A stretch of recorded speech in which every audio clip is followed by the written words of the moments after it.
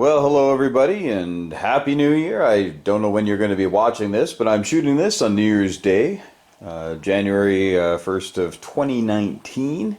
And here at the Hilltop Pillbox, things are really good. We've been really blessed this last year, and this year coming up is going to be full of exciting things. More on that later. But today, a couple of things I want to talk about. One, my wonderful wife, who bought me Axis and Allies and Zombies for Christmas. And just going to do a quick little review of that. Nothing huge. I'm going to do a gameplay video as soon as I get some time and some friends together to play it. But looks like a pretty standard game, similar map to the revised edition that came out back in about 99 or so, 98, I forget what year it was. But of course you've got your friends, the zombies, and there's 3 different sculpts here. There might be 4, but I think there's only 3. I took a cursory glance through. The paper money, don't use paper money that often, but this paper money just cries out to be used because you can see it's got blood stains on it. And the blood stains are different for the different bills. There's a little bit of repeat, but for the most part, you know, this bill doesn't look like that bill and whatnot. The same with the fins here, the 5s, and then the 10s. So that's neat. I really like that. That was a nice touch. So kudos to them for doing that. Some yays. The zombies are, of course, nonpartisan.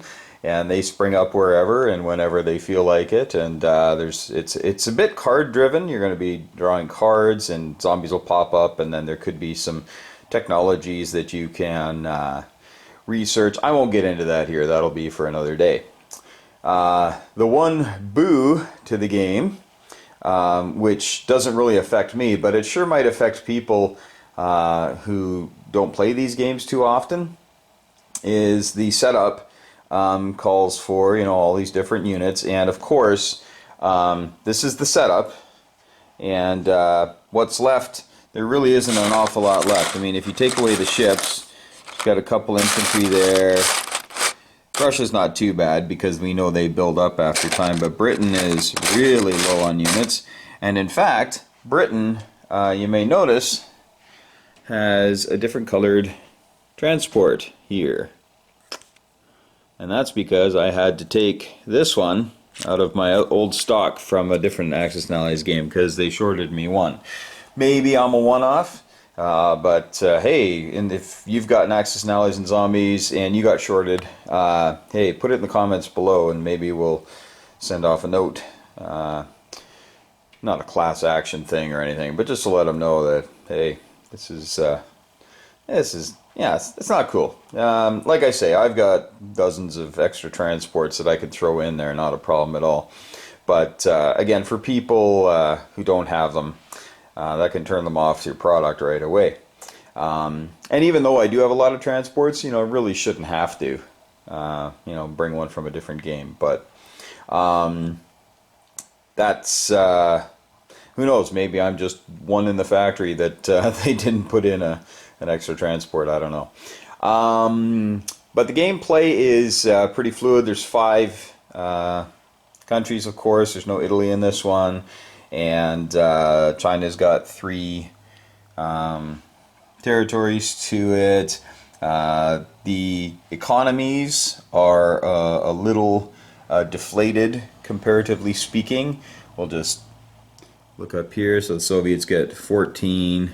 UK is 22, US is 32, that's the top of the heap. Japan is only 15, and then 23 for Germany. And although there are some things Germany can get for some decent coin, they're gonna spend a lot of money getting them. So I don't know. I haven't played this yet, and hopefully I'll get a chance to right away. The other thing I want to talk about is you'll be watching a video on Axis and Allies Anniversary that we played at our friendly local game store, Nerd Haven, here in Abbotsford.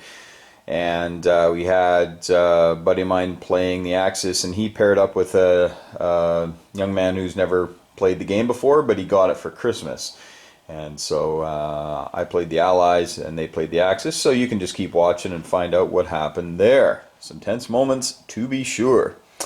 But the last thing I want to talk about is I somehow have creeped up to 1,000 subs, and that blows me away.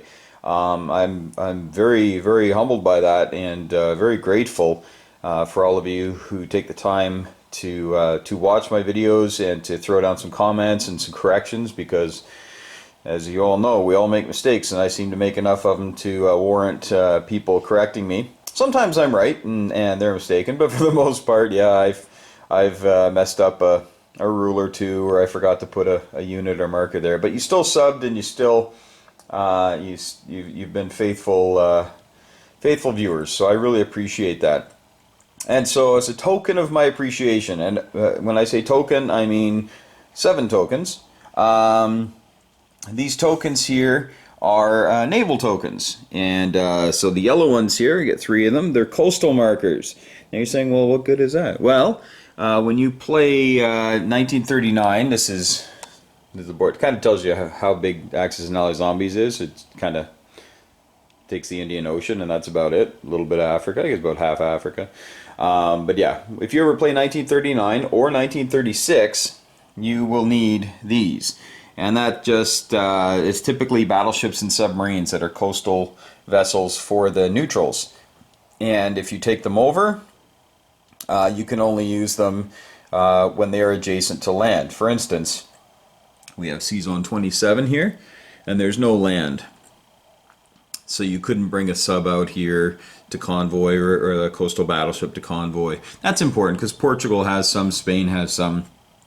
So if you do take those navies, you think, hey, maybe I'll come and raid out here in these convoy zones, but those vessels are unable to raid at any place on the map. So those are 3 of those for you. If you want more, they're on historicalboardgaming.com. But there's a little kickstart and see if you like it, and it's great for optional rules too. When you play an Axis and Allies game, Global 40, Anniversary probably to a lesser extent. Because there's not a lot of open water on those. There's a lot of islands, but that could play into it. So you could have some house rules where, if you can build a battleship for 12, but it's coastal, so it can't go out into the open oceans, and things like that. Just gives you options. Maybe a 4-point sub, can't become a super sub, whatever. You guys can figure that out. But hey, it's options, and these are good. These are the big plastic bad boys. Okay. The other ones here we have damaged, and of course we all know when your capital ships get damaged, we call them a tilt, right? We tilt them on the side, but sometimes those tilts, get tilted back accidentally, or maybe you put your stuff on and it tilts, and then there's an argument as to whether or not it actually got damaged in the last battle, and well, who needs that? So you just grab these here, and if your battleship takes a hit, just sit it on top. Alright, and if you have 2 battleships, it's wide enough to put 2 on there. So 3 of those I figure will be good, and you should have fun with that. And being bright orange, they really draw your attention. They draw your eye in the game. So make sure that you'll make sure that you don't forget to repair them, because that's important. The last one I want to give you is a torpedo net. Now the torpedo net, there's different rules out there people use them for. We essentially like to when we play 39 or 36, there's torpedo bombers and there's dive bombers. If you have this, the torpedo bombers cannot attack your capital ships. So you have your torpedo net, and then for every ship that you want to, that's probably going to be everything, you just stack them on there. You go ahead and just stack them up. Maybe it's a multinational arrangement you got going on, throwing on an American destroyer, right? And then just torpedo net, nice and big, so that everybody knows that it's there, and there's no surprises if somebody says, "Hey, I didn't know that was protected." So, just a little, another high quality thick plastic piece. Okay, so that's going to go out in my little, I don't even want to call it a contest because it's just going to be a draw. It's kind of like a door prize if we were using doors. And all I want you to do is in the comments below, I just wanted you to write down what's your what was your biggest blessing from 2018? Like what good thing happened to you that was outside of your control? That just boom, something really good happened. And what are you looking forward to in 2019? All right. So that's all you need to do is just hop onto the comments below and just tell me what's a great thing that happened to you this year that you did not expect, you didn't work for, just kind of landed in your lap. And then you have 2019. What are you looking forward to in 2019? You can talk about goals, you can talk about dreams, just talk about whatever you want. All right, so you do that and your name will be entered into this. I'm going to give this a week, so we're going to go until Tuesday, January 8th of 2019.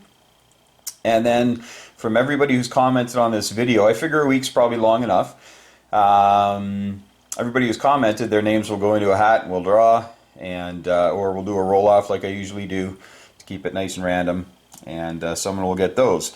But you got all this naval stuff. Maybe you're thinking, hey, maybe I need some Navy too. So this is also going to come with you. Now, these here are very, these are neat little sculpts. I really like these. These are from Historical Board Gaming as well. And these are all Japanese sculpts. So you got a submarine, got a destroyer, cruiser. You got a little carrier, a little pocket carrier. You got a fleet carrier. And then you've got, of course, the Yamato. They have the names on the back as well. I'm not sure if that's going to show up too well. So you got the Yamato, and then these Unru. I don't know if I'm saying that right. Okay, but these are just nice little sculpts. You can use them for a neutral navy. You can use them as special special units in your navies. Maybe you want to have you know, this could be a Yamato. We use those in the 1939. And they're 3 hits. They're in the rules, but they're 3 hits. I think they cost 24. But yeah, 3 hits, and they can be repaired like anything else. But that's nice having two tips before you even take any harm on any of the other ships. So they get built quite a bit, actually, probably too much. And then there'll just be a little naval fighter and a dive bomber.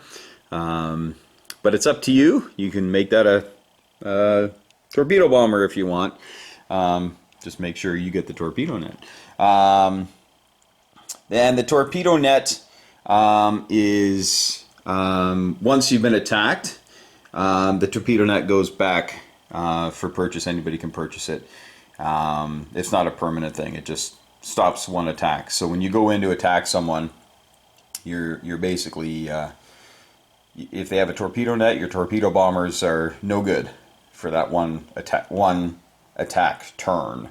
And then on the next turn, when you come back with another force, that torpedo net will probably be gone. But there's a lot of different rules that you can use with that. So, but hey, it's just something for you to try out. And here's this Navy as well. So you're going to get all the stuff you see here. You're going to get this nice Japanese sculpt Navy in an odd color that'll really stand out on the board, and some of these markers. All right, the coastals, the damaged, and the torpedo net. That's just a really small thank you to the 1,000 people out there who have subbed and stayed loyal to the channel, and really appreciate it. Hopefully this week I can get into this game that's got you know, dried blood all over everything, even over the setup cards and everything. And we'll hopefully be able to do a video of that. But let's make sure we get this contest rolling. Again, it's not a contest. This draw rolling. So you have until the 8th, and we'll pull a name at random, and we'll definitely fire that stuff off to you. You should get it post haste, unless Canada Post is on strike, in which case I might hop across the border and send it via USPS. So I'm only like 5 minutes away. So, but anyway, thanks so much, folks. Hope you enjoy the anniversary edition game. It's a pretty short video. We just did little wrap-ups of each round.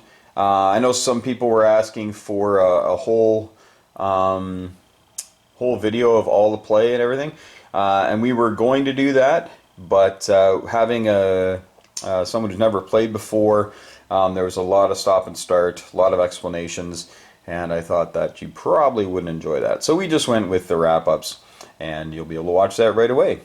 All right, we will see you next Tuesday, if not before. All right, take care from the Hilltop Pillbox, and enjoy the anniversary video. Boy, can't talk anymore. New year, new mouth. Okay, take care, folks. We'll see you in a bit. Well, hello everybody, and welcome back to the Hilltop Pillbox here in Abbotsford, British Columbia, Canada. And today we're at Nerd Haven Games, right in the center of town. Wonderful staff, great, supportive, friendly local game store. So make sure you support yours wherever you happen to be, and if you're in the Abbotsford area, come down here. As you can see, we're going to be playing some Axis and Allies Anniversary Edition today. It's a 1941 setup, and we got 3 players today. And Colton and Austin are going to be playing the Axis powers, while I will be playing the Allied powers. Alright, here we are after round 1 is truly done now. And we'll just start here with the Germans, and the Germans had some success coming into here. They took the Baltic states, but the Russians amassed a bunch of infantry, went in there and took it back. The Germans put some money into U-boats, but then the British concentrated all their forces here, sank a lone sub, and built 2 destroyers.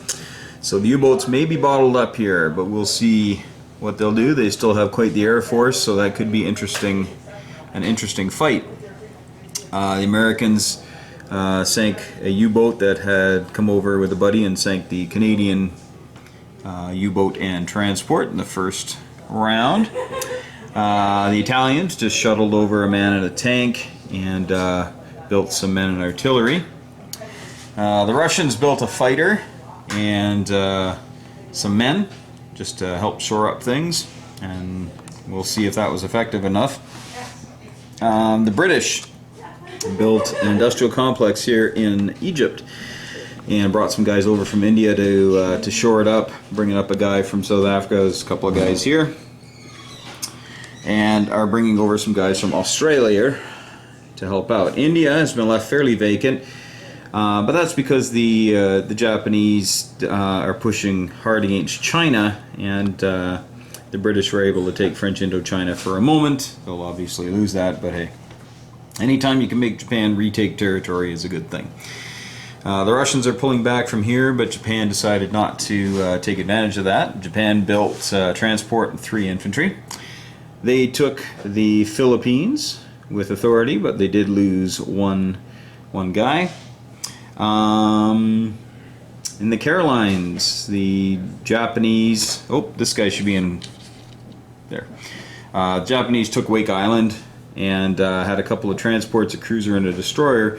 So the Americans flew their fighter from Hawaii and a bomber from the west coast and brought up the destroyer, and they sank that whole fleet. So that's going to slow down the Japanese expansion plans, but they still have 4 transports, so I think they're okay. They took Midway as well. So Japan's definitely got some designs on expansionism. As we look at the money table, let's see, it's pretty status quo. And then there's some bonuses going around as well. So pretty standard first round. Typical battle lines, nothing really weird happened. But round 2, hey, that's when the fun can really start. So we'll see what happens on round 2. Alright, here we are. We're at the end of round 2, and there's been some major developments. The one is that the British lost their whole fleet here.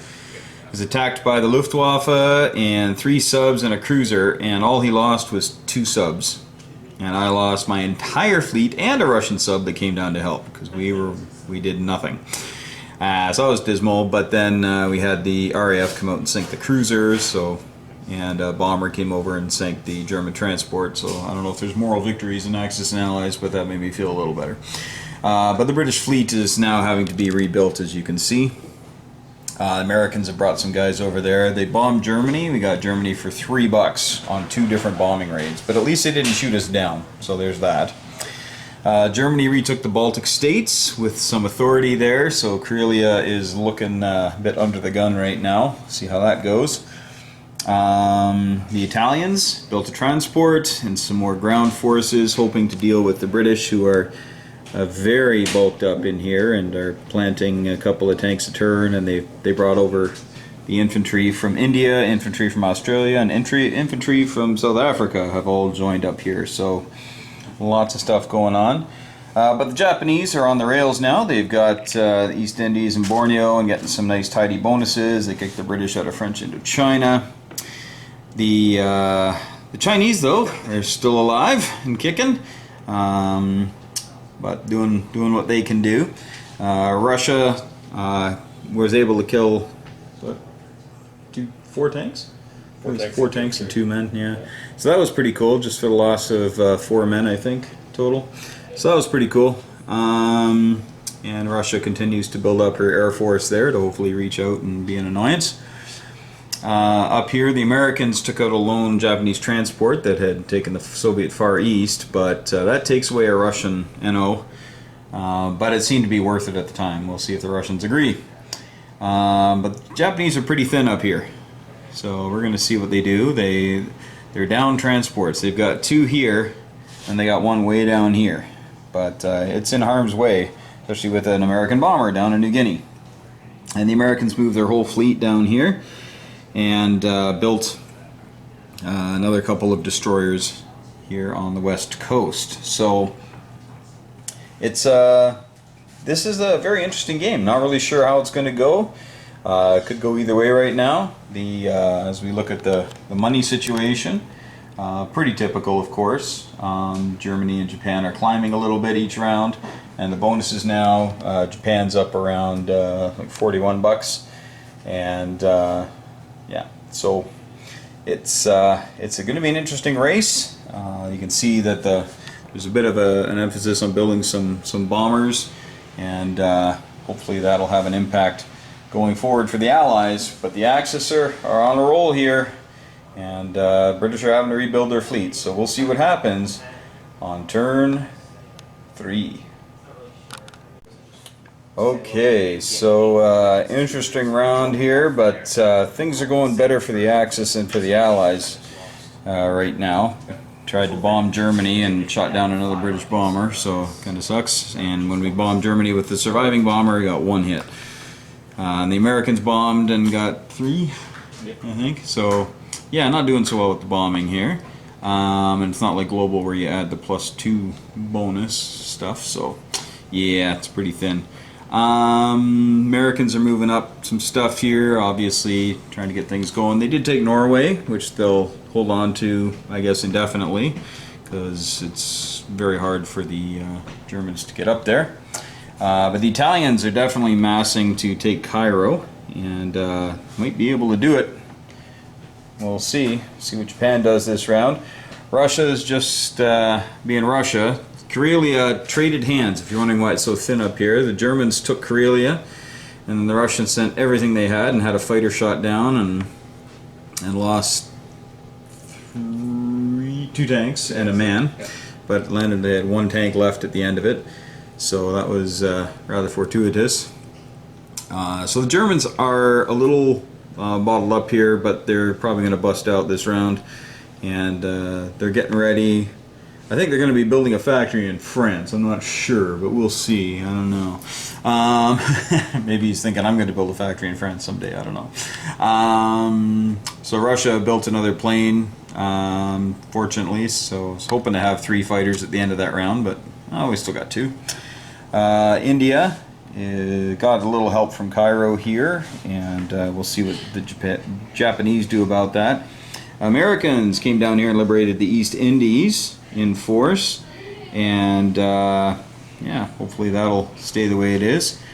The Americans bombed Japan for one? Yeah, one. Yeah. $1, because I have bombed 4 times this game. 3 of them have been 1s, and 1 of them has been a 3. So yes, it's me. But this takes away a bit of an NO from the Japanese, so that helps. But the Japanese fleet is not far away. I'd like to reach out and touch someone pretty soon, I think. And then the Americans are just building a little bit here in the Pacific. Most of it's going into the Atlantic right now, though. Taking a look at the money. There we are. And the Americans tried to do some technology, but failed. Rolled a 5 instead of a 6, so at least we kind of flirted with greatness, but didn't quite get it there. So that's the way the board looks right now. At the end of round 3? Yeah, I think so. Only 3, wow. I feel like it's So much stuff has happened. So, but I think we're, is it 4? I think it's I think it's, no, start of 4. start of 4, yeah, we're starting round 4 now. So, alright, so here we are at the end of round 4, and things are heating up. The British were able to land in France, and they took it, and then America has been able to reinforce it with a little bit of stuff, and hopefully more stuff on the way here. Got to bomb Germany this time here for $3 and $4, so Germany's starting to feel it a little bit. But they're still getting lots of bonuses. They have a lot of cash. America took Finland, so they've got the factory in Norway now, and hopefully going to be able to help out the Russians. Italy took Egypt, and it was a huge battle, but they took it and had 3 tanks and artillery left over. But now you can see a lone GI there, and he came with this fleet all the way from East Indies. And 1, 2, right? So it's got to be aware of that in this map. You can get all the way from East Indies all the way to Africa. So yeah, they did that and took Cairo back with the factory. Obviously, they're not going to hold it this round. Germany will go in there and take it, but Operation Torch has happened. So Germany's got some problems, and of course they can't reinforce here very well at all. So hopefully that'll work out. Big fight here on the eastern front, and 4 tanks were taken and a couple of men, but the Soviets lost a few men doing it. And the Germans just keep building armor, as you can see. And here's a little sneak peek at his build for next round again. The round coming up here, so more armor coming on. Japanese being cheeky here, got some guys in Novosibirsk, but the Chinese have taken a little bit of territory back. But the Japanese now have a tank on the mainland here, and they've got some stuff up here, and you can see the massive transports they have. So they're going to be, moving some stuff around pretty quickly here, and there's really nothing here to counter that. The lone destroyer came out here and took out a sub, and a transport. So that'll slow them down a little bit up there, but they've got a handful of subs up there, transports up there to take care of business. India is pretty isolated, may have to be abandoned, but we'll see. And yeah, that's just the way things are going right now. So Russia's actually in not too bad a shape right now, and the Germans do have a growing concern here on the west coast. Not a lot. It's kind of a one and done for the Allies. There's not much left in Britain, just a couple of guys. So if the Germans are able to unseat the Allies here, then might have trouble getting things back in on the continent for a couple of turns. But we'll see what we can get going, and we'll let you know how round 4 goes. Not really sure. It's too close to call right now, but the Axis are doing quite well. Allies are kind of just holding on, and we're kind of putting out fires everywhere we can. Alright, some strange things happened here this round. We'll start over here in Europe. So France was attacked by Germany, but the British were able to hold on and had I think it was a man, a tank, and an artillery left over, and the Germans retreated. But then on Britain's turn, they took Rome.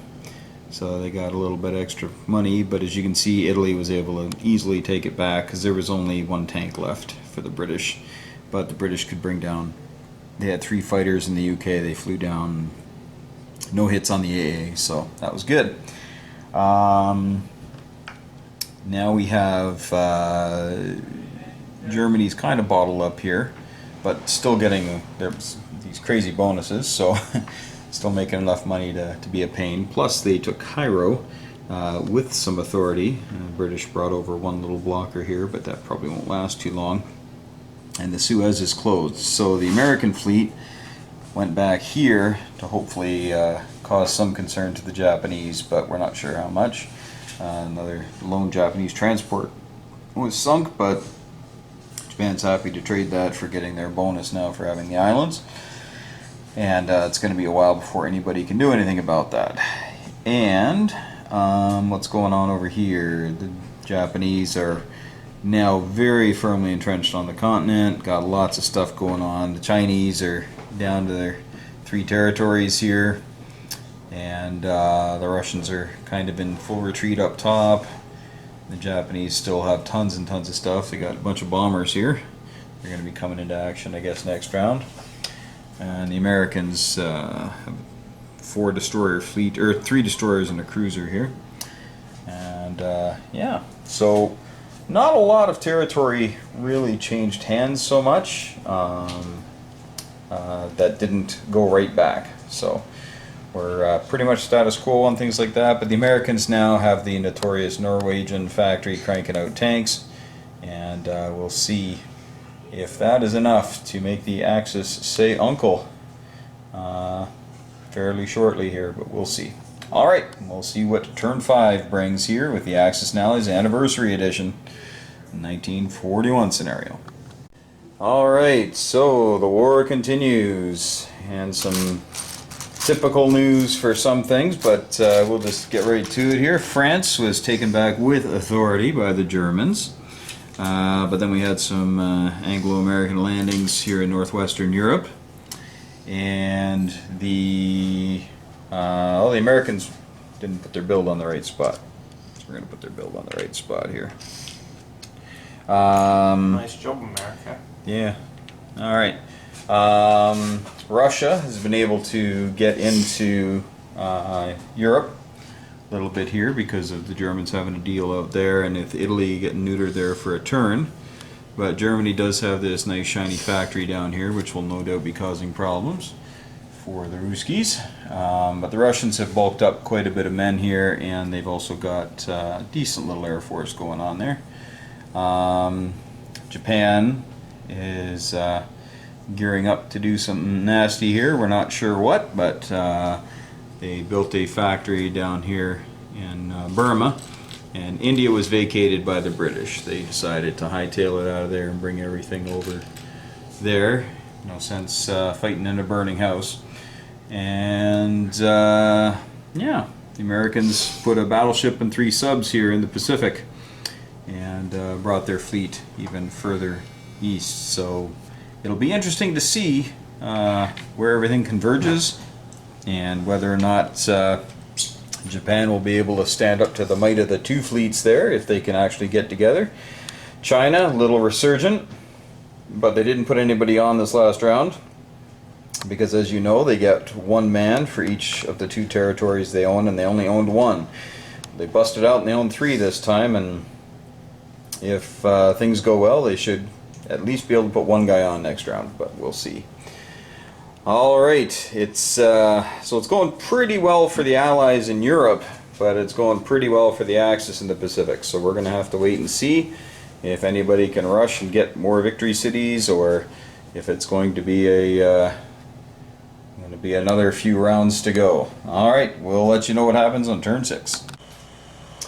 Okay, well, here at the end of round 6, I believe, we've decided to call it. Our Japanese player had to leave, so we've decided to just call this point, and as an Allied victory, not 100% clear cut, because Japan is on the march and doing quite well. The Russians here were building up in order to come down and help stop that, but the Germans also have their factory down here that they're cranking armor out of now, and are probably going to go on a romp around Africa and take a bunch of money from there. Americans landed here, but they're kind of a spent force, can't really do an awful lot, and we've got 2 Italian transports. But once again, France has fallen to the Brits. It was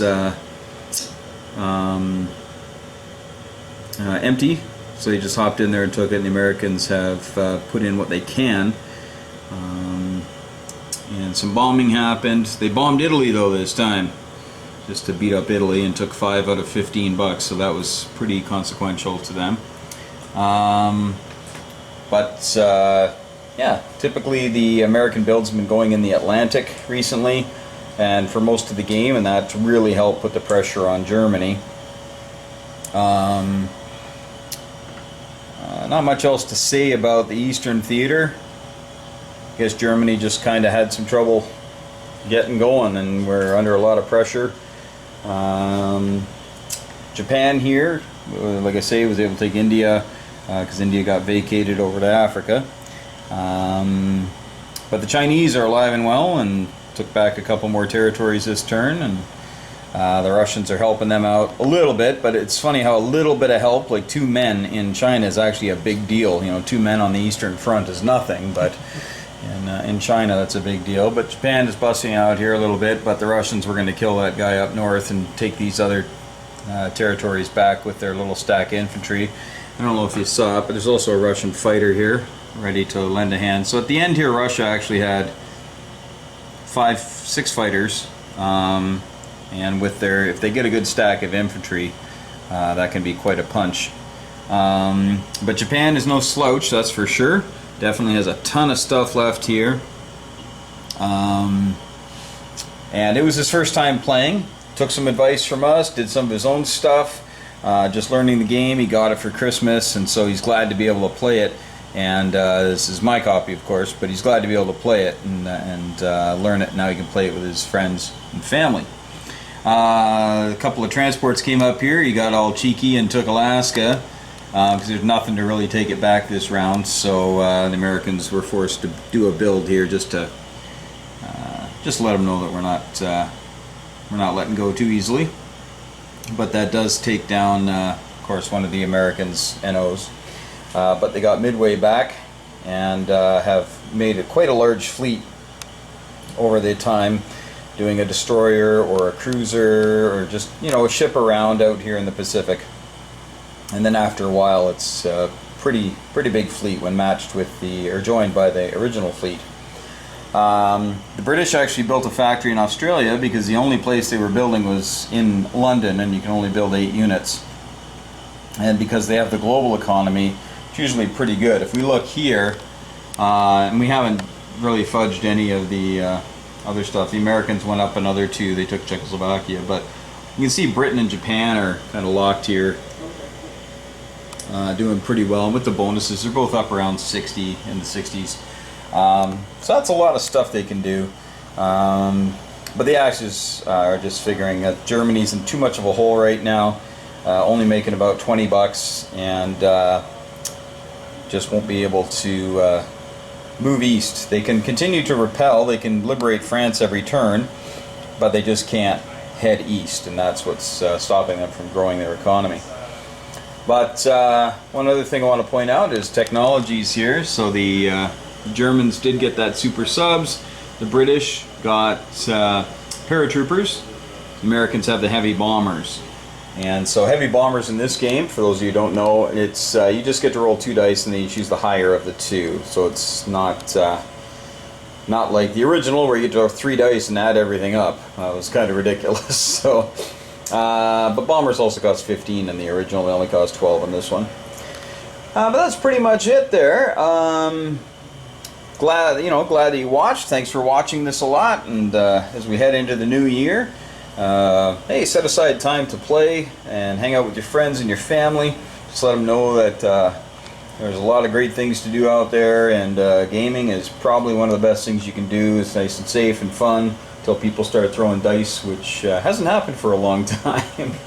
Tell them to, if they're dice throwing type people, tell them to use a dice app on their phone. They're less likely to chuck a $800 phone around the room if it doesn't go well for them. So, but anyway, you take care, hug your loved ones, and hey, as always, may those dice be with you.